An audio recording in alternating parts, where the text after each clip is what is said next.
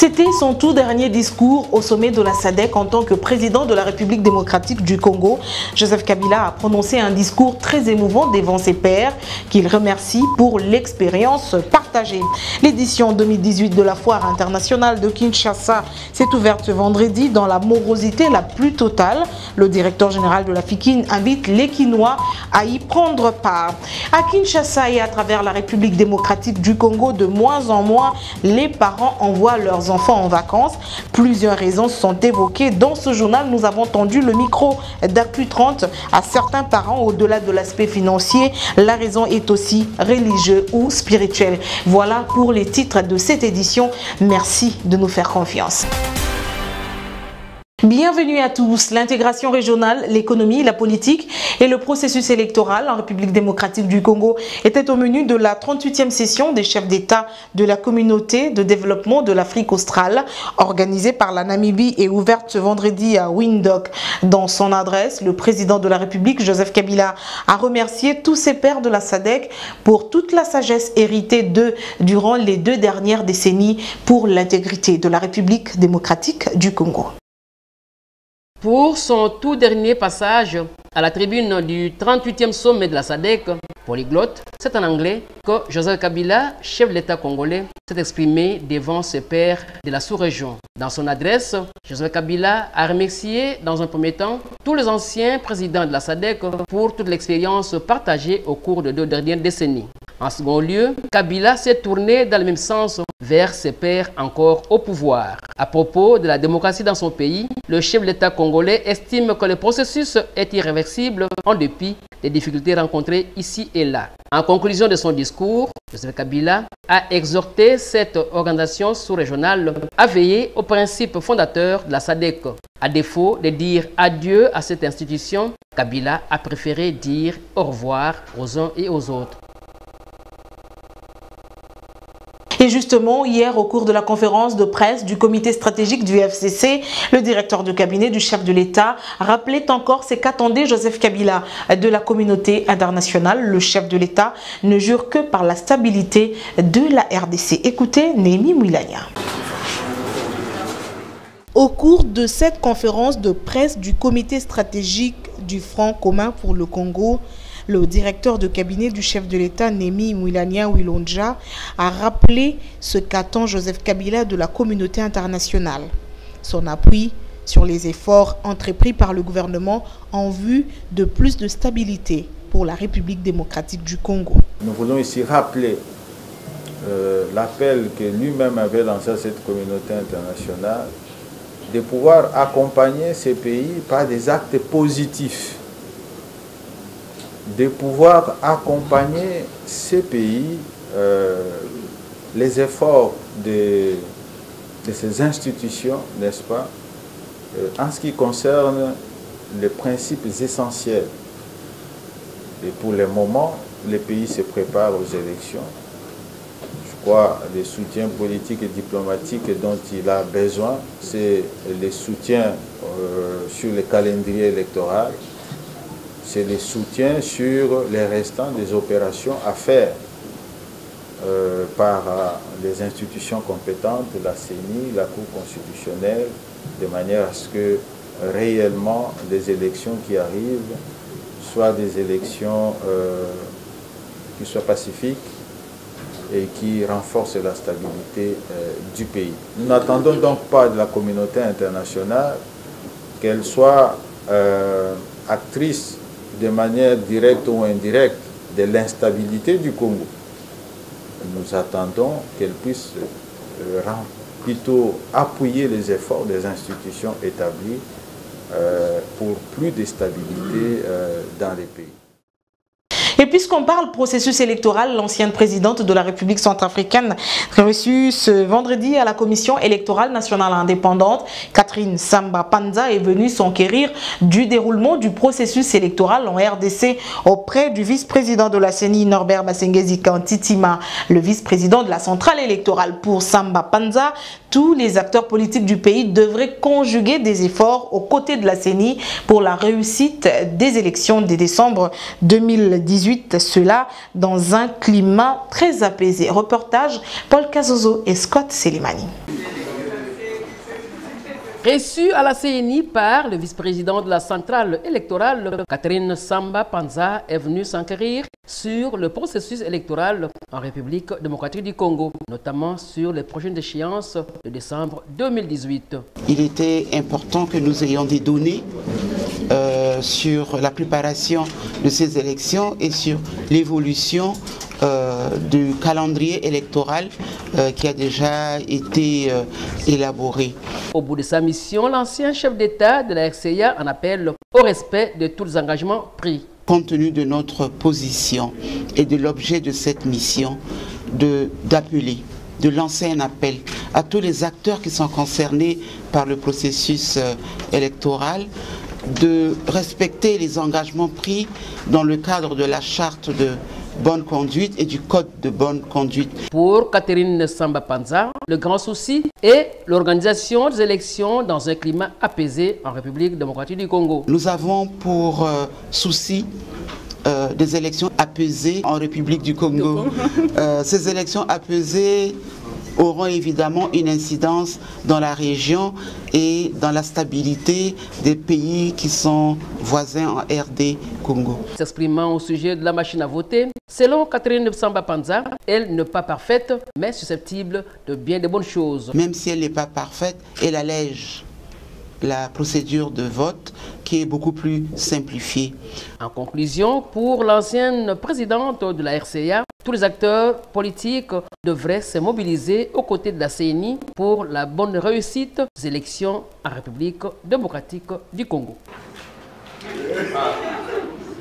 Une semaine après la clôture de l'opération de dépôt de candidature à la CENI, la plateforme électorale Arc-en-Ciel du Congo a tenu une assemblée générale mercredi dernier pour évaluer le processus électoral. Le regroupement politique présidé par le sénateur John Mabaya invite les acteurs politiques à œuvrer pour l'inclusivité des élections et la désignation du candidat commun de l'opposition.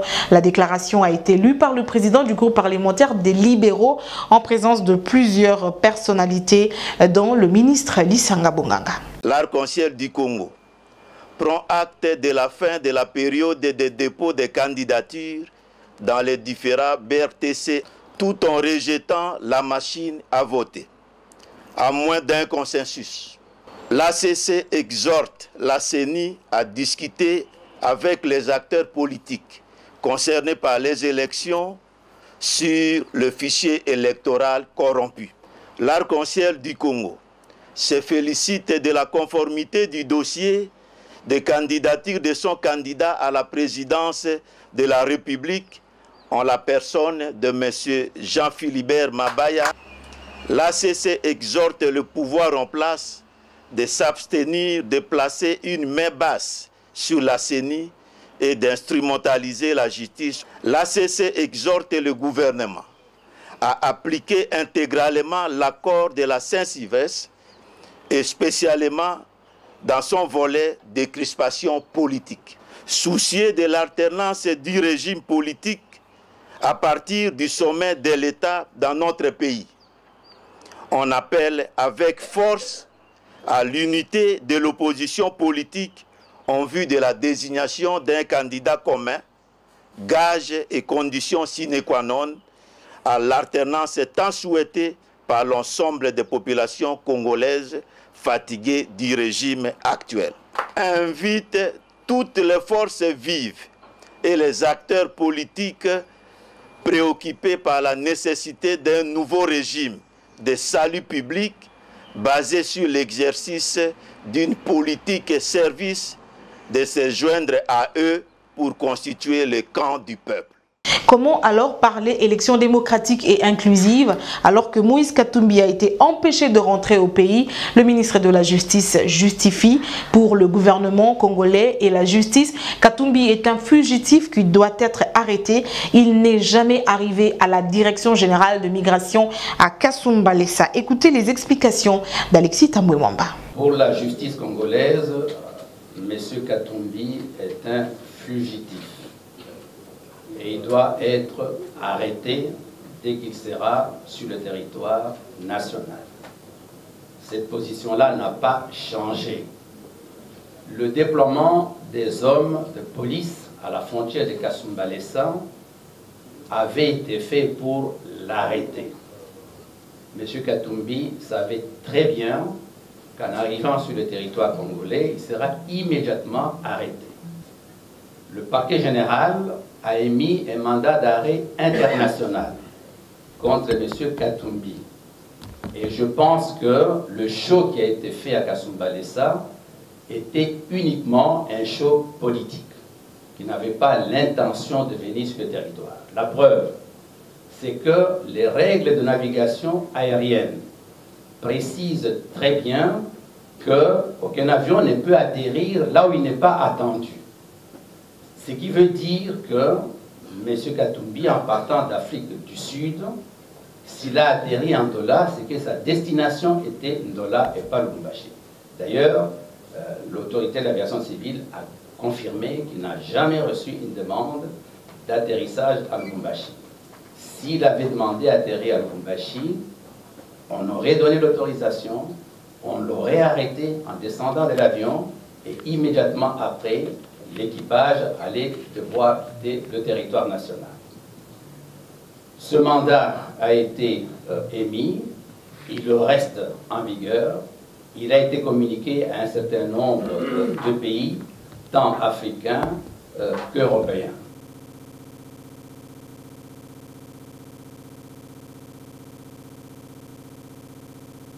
Les notables ressortissants de l'espace Grand Kassai félicitent le président de la République pour avoir respecté la Constitution. Là-bas, on salue la constance politique dans la gestion du pays à travers la réunification et la pacification de la République démocratique du Congo.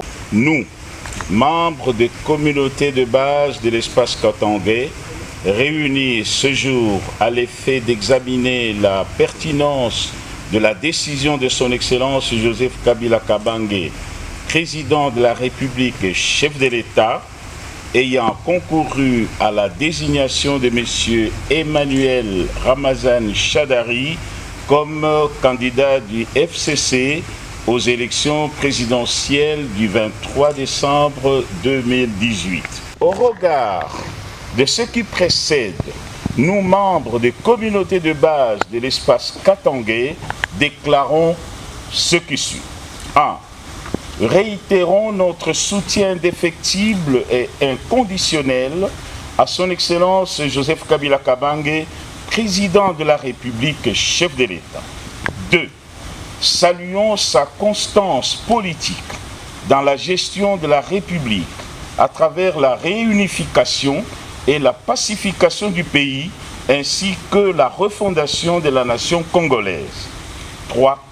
Saluons la décision du chef de l'État de respecter la Constitution et soutenons son choix sur Emmanuel Ramazani Shadari comme notre candidat pour les élections présidentielles de décembre 2018. 4. Invitons la nation congolaise tout entière au devoir citoyen de soutenir et de participer au processus électoral. 5. Enfin, prenons acte des déclarations positives de la communauté internationale, notamment le Conseil de sécurité des Nations Unies, l'Union africaine, l'Union européenne, les États-Unis d'Amérique, la France, le Royaume-Uni, qui ont rendu hommage au président Joseph Kabila pour avoir tenu parole de son engagement à respecter la Constitution. En santé, la zone de santé de la commune de la Gombe a présenté sa revue semestrielle ce vendredi 17 août à Kinshasa, une action qui vise à évaluer la mise en œuvre de ces activités programmées, mais surtout faire de cette zone de santé une zone pilote de la ville de Kinshasa. Orman Bola, Rodrigue Ngombo pour le compte d'Actu 30. Faire une évaluation à mi-parcours des activités programmées de la zone de santé de la Gombe, c'est l'objectif de la présentation de la revue semestrielle faite ce vendredi. À terme, il est question de faire de cette zone de santé une zone pilote sur les 35 et compte la ville de Kinshasa. Et la vision pour nous, pour la zone de santé de la Gombe, est qu'elle devienne une zone de santé modèle, une zone de santé pilote. Quel est le mandat d'une zone de santé? C'est de mettre en place la politique de soins de santé primaire pour la population de responsabilité. La mission de l'équipe cadre de la zone de santé, c'est l'équipe qui coordonne pour permettre la mise en œuvre. Donc, assure le pilotage du développement de la zone de santé en tant que système intégré qui offre des soins de santé de qualité, globaux, continus et intégrés. La performance des services de base a notamment motivé la présence de plusieurs structures médicales de cette zone de santé. Oui, ça doit influer sur la performance des prestataires et aussi pour faire une bonne qualité de services, surtout à nos malades. On a pu compiler toutes les données pour pouvoir voir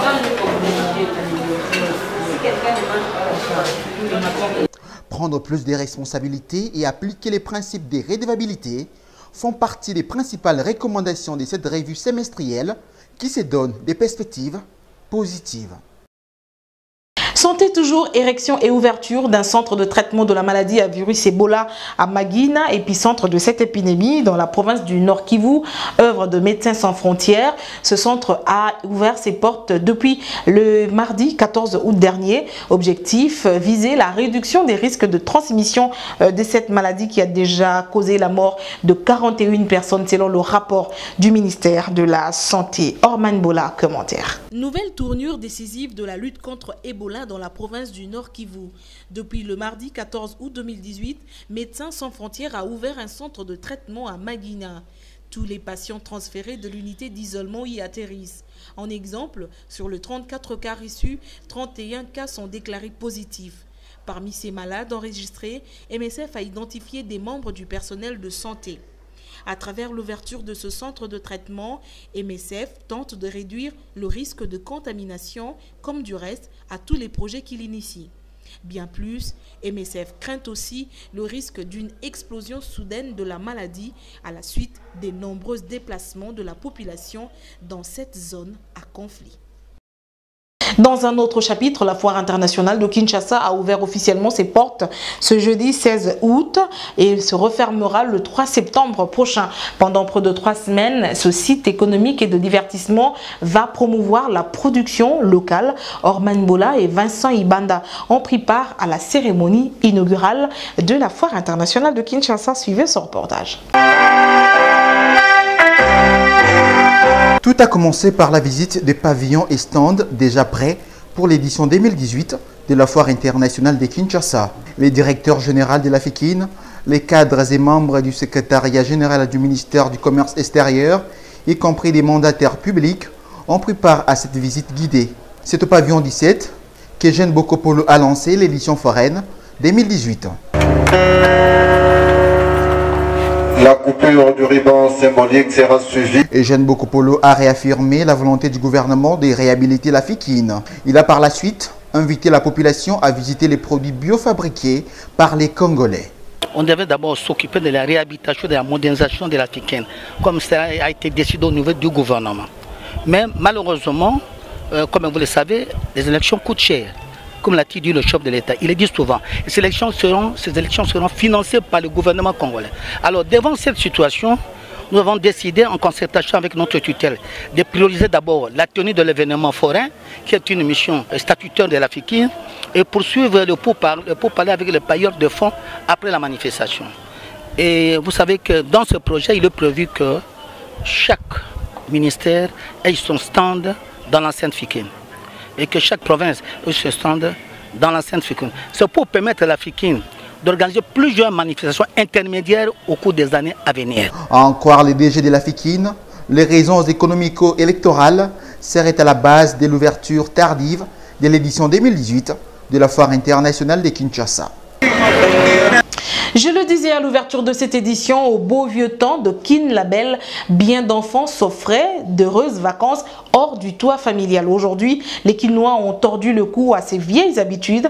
Interrogés à ce sujet, beaucoup de ses parents ont évoqué des raisons financières pour ne pas surcharger la famille d'accueil. Reportage Christelle Abeta et Serge Mitelesi.